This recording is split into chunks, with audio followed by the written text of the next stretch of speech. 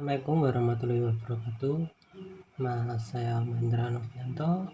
Jadi untuk kesempatan kali ini saya akan mencoba menganalisis tentang perencanaan proses produksi massal. Jadi untuk produksi sendiri dapat diartikan sebagai suatu kegiatan yang dikerjakan untuk menambah nilai guna suatu benda atau menciptakan benda baru sehingga lebih bermanfaat untuk kehidupan. Produksi massal sendiri dapat diartikan sebagai sebuah metode memproduksi barang dalam jumlah besar dengan biaya rendah per unitnya.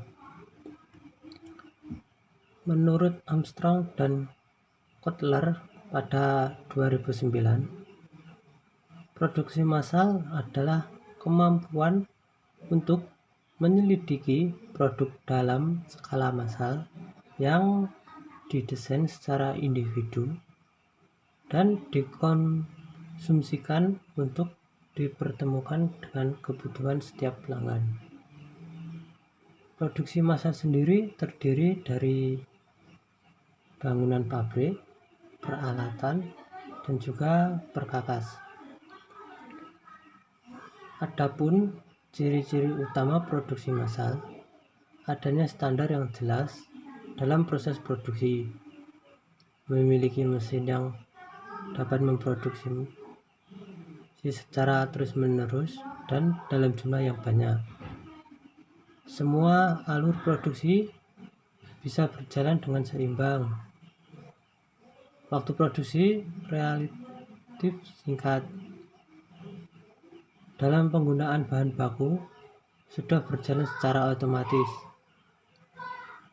Adapun kemudahan dalam kontrol produksi. Setelah itu, keuntungan dan kekurangan produksi massal. Kita bahas keuntungan terlebih dahulu. Akurasi dan otomatis tinggi, kurang biaya tenaga kerja, tingkat produksi cepat, biaya per unit murah. Adapun kekurangannya, sumber daya yang terbuang. Dapat diartikan jika ada kesalahan pada mesin atau kesalahan desain produk. Tidak ada jaminan. Hal ini diartikan tidak ada jumlah jaminan produk akan lalu terjual. Ada biaya bahan baku tambahan untuk merancang desain produk. Kurang beragam, memerlukan banyak investasi untuk membeli mesin.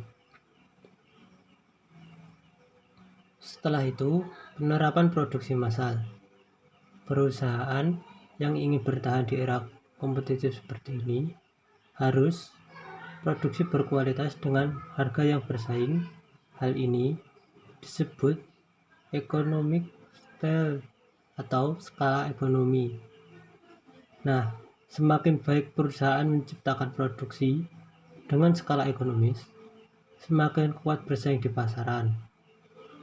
Untuk mendapatkan harga yang baik, perusahaan bisa menekan biaya produksi dengan cara 1. Mengurangi biaya produksi dengan membeli bahan baku dengan jumlah besar untuk mendapatkan potongan harga. Yang kedua, membeli mesin-mesin yang lebih canggih dengan tingkat efisiensi tinggi. 3. Menambah kapasitas produksi. Dalam melakukan kegiatan produksi dan operasi yang efektif dapat dilakukan dengan cara 1. Mengurangi biaya produksi, meningkatkan mutu dan kualitas produk. Secara respon permintaan mungkin meningkatkan inovasi produksi, mempercepat produksi, rancangan produksi massal. Adapun terdapat 6 dimensi spesifik yang berhubungan dengan laba dan bisa digunakan untuk menilai kinerja usaha pengembang produksi, yaitu kualitas produksi, seberapa baik produksi, yang dihasilkan dan upaya pengembangan dapat memuaskan kebutuhan pelanggan. Yang kedua, biaya produk. Nah, biaya untuk modal peralatan dan alat bantu serta biaya produksi setiap unit disebut biaya manufaktur dari produk. 3. Waktu pengembangan produk.